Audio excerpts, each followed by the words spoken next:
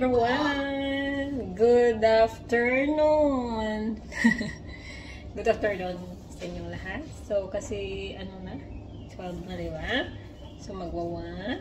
So, ayan. And good evening, Spain. So, ayan yung aming lunch time.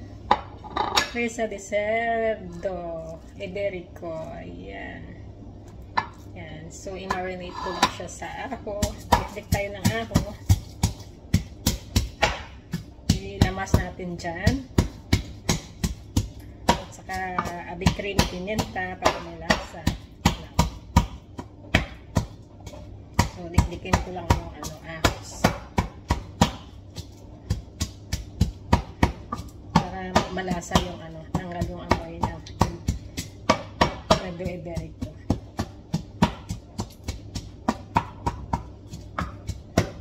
So, lagayan natin pati yung balat ng ahos. Ayan. Lagyan natin ng pimienta. Para masarap, abi cream.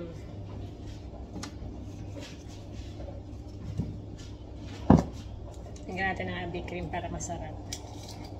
Kasi kung ginagamit lang nila dito ay asin dapat. So, salgorda. So, konti lang. Para malasa siya. So, ayan. Ilamas lang natin ito para malasa dito sa iberico.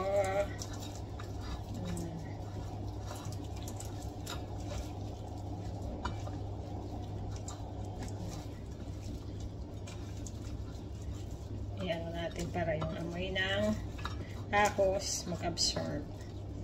Mamaya i-grill natin siya.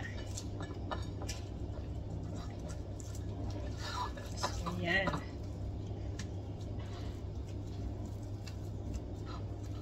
Masarap kasi itong baboy na iberico. Kasi malasa siya. And then, ito yung aming. Ayan, na siya, yung iberico. Ayan, ito naman pala niya. Ayan, kung gambas. Ayan, may gambas yan. Lagyan ko na lang yan ng keso sa taas. And then, i-ano ko sa grill ko. I-ano ko yan. I-gratinar ko dyan sa sa horno.